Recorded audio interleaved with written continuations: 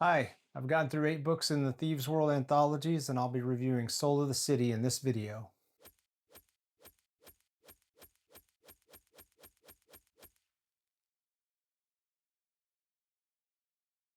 A quick note about this book. All the other volumes up to this point had at least 6 different authors contributing 1 or more stories to each volume. Soul of the City only has 3 authors, Lynn Abbey, C.J. Cherryh, and Janet Morris. Janet Morris is the first person up to bat with a story called Power Play. This story actually starts in Rank, the capital city of the Rankin Empire. The soldiers Tempest, Critias, and the rest of the real stepsons have been working there to support Theron, the usurper that overthrew the previous emperor. Theron is imposing a reign of terror on the local populace, and Critias is collecting intel where he can. While Tempest and Theron are discussing something over dinner one night, the long-dead stepson Abarsis makes an entry from wherever dead warriors go in this world. He tells Tempest that he needs to return to Sanctuary. Next thing you know, Critias, Tempest, and Jihan, who is Tempest's girlfriend and daughter of a god, are making their way across the land to Sanctuary while Theron takes a ship to get there. The focus on this story is split pretty much between Critias and Tempest, with Critias having most of the critical action. I'll say that it's a more straightforward story than we've been seeing with these characters, with Tempest giving Critias a seemingly impossible task at one point. As with many of these stepson-related stories, a whole cast of other characters gets pulled into the action, including Stratton, Ishade, Roxane, Catechithus, and even Malin Torchholder. One problem I had with the story was that I thought the Nacibisi witch and everyone's enemy, Roxane, was being a little stupid with something she did, and she ended up kind of paying for it in the end. What happens to her isn't really a definite, but she may be diminished in future stories for a while. The resolution in the story was pretty decent. My initial reaction was that this was about a 5, but thinking about it a little more, there's a bit that sets up some possible stuff with the stepson Nico, the godchild Giscorus, and Illyra's son Arton, so I'm going to rate it a 6 out of 10. The next entry is called Dagger in the Mind, and it's by C.J. Cherryh, and unfortunately, it also has a who's who of Sanctuary in it. It starts off with Ishade doing some cleanup work on the souls around Sanctuary. Zombified stepson Stilko almost interrupts her, but apprentice mage Haut stops him, and they talk about Stilko's future. Ishade sends them on an errand related to her needing to satisfy her vampiric thirst, and then we jump to Critias, then Moria, then back to Stilko, then to Tempest at some point, etc., etc. The story just jumps around too much. There were a couple things that I thought were nicely done. In one exchange between Haut and Stilko, Stilko's reaction shows an inverted version of slaves and the masters that assault them. Stilko is like a female slave that feared such an assault from her white masters while being unable to escape.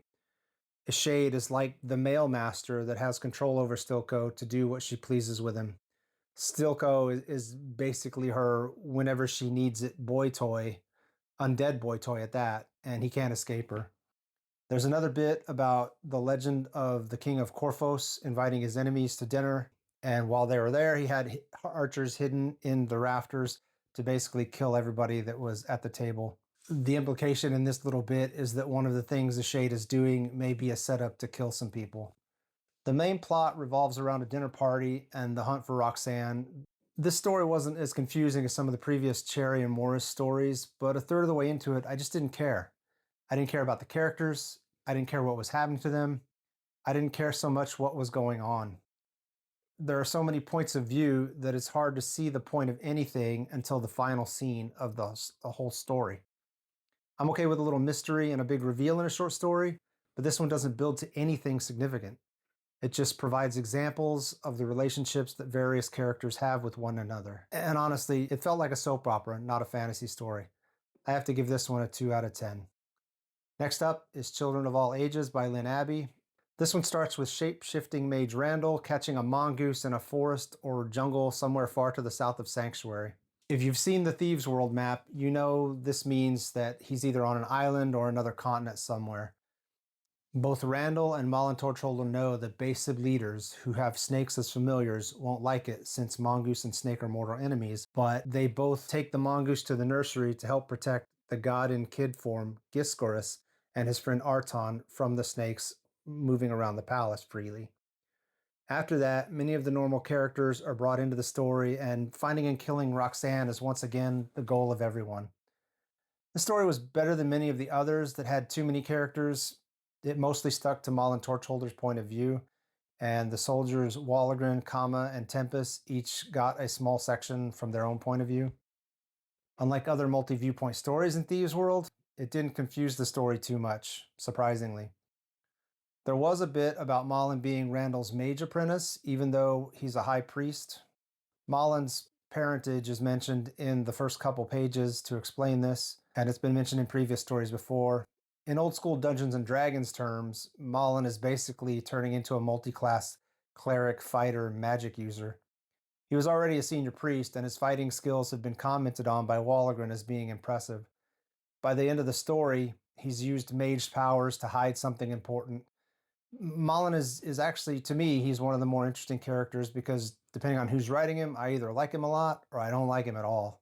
It's just a difference in the authors, I guess, and how they use him. One complaint I do have about this story is the Deus Ex Machina near the end.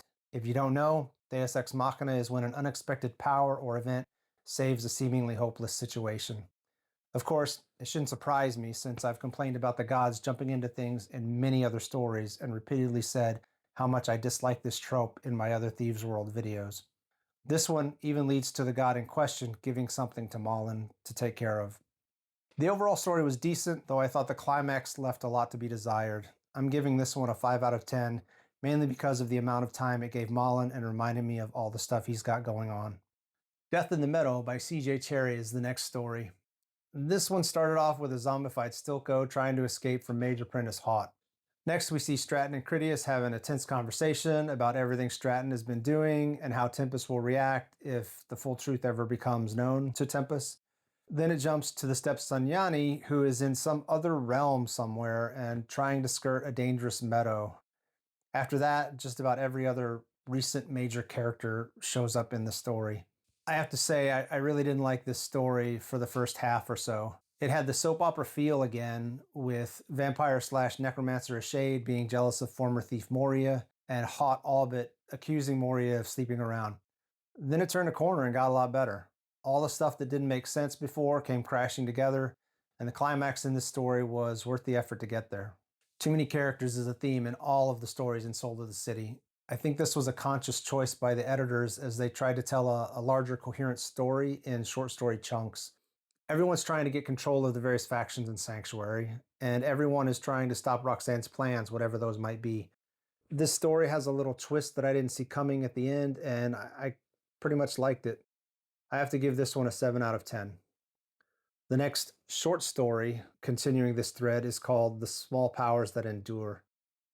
Once again, we've got an ensemble cast with a who's who of Sanctuary residents. The Besa Shupenzi, Tempest, Jihan the Frost Daughter, Priest, Warrior, Mage, Malin Torchholder, Shape-Shifting Mage Randall, Seductress Necromancer Ishade, and warriors like Wallegren, Critias, Kama, and Undead Stilko. So it's right after the end of Death in the Meadow. The Besa Shupenzi is checking in on Nico and causing discussion about what happened to put him in the condition he's in. Everyone's gathered in Nico's convalescing room, and Randall notices Rankin ships coming toward Sanctuary when he looks out the window. This isn't good considering the ongoing troubles with Roxane, the Nisibisi witch. The story moves on from there with various people making moves to keep Nico safe and trying to stop Roxane. There is a plot line that involves Roxane and a demon that's been kind of going for a little bit. If you're looking forward to that coming to a close, this may be the story you've been waiting for. It's confusing in parts because the author relies heavily on readers understanding the motivations of the various characters to get the subtext in the dialogue and plans that the characters are making. This works in many stories where you have a deeper understanding of the characters. However, nearly 8 books into Thieves World, I either don't know the characters well enough or maybe just don't care about them enough at this point. The plotting in this story is well done. However, you couldn't pick up this story and just read it randomly. You have to have read many of the stories that came before it to really get everything that's in it. I rate this a 5 out of 10 simply because it can't stand on its own. The last story in Soul of the City is called Pillar of Fire. We start with Tempest making his way to the docks to meet Emperor Theron's ship and escort the Emperor to the palace. He comes across an angry mob trying to get at Illyra, who's being protected by 4 soldiers, including the garrison commander Walligren, who's also her half-brother. Next, we see Critias going to rescue Stratton, and in Shade going to confront Hawk. The story pretty much tries to tie up some loose ends that have been spun out by the earlier stories in this book. It was a satisfying ending to the book, and I'd rate it a 6 out of 10. So far, Soul of the City has been my least favorite of the 8 Thieves World books that I've read. The stories just weren't independent enough to be called short stories on their own. It felt more like an episodic novel that had been put together from too many ideas.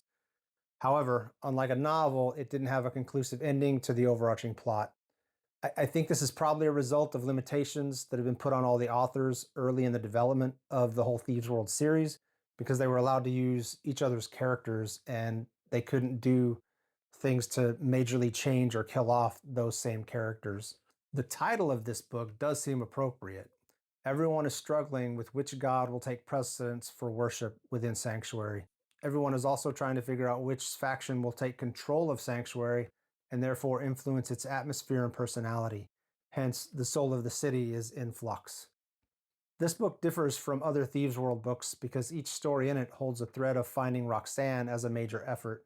Also, each story directly builds on the previous stories. I'm not sure how much I liked it. I think it would have been better as a novel with all the plot elements intermixed and written in a little more detail. In the end, I'd rate this book a 5 out of 10 overall. This is the lowest overall rating for any of the Thieves World books so far.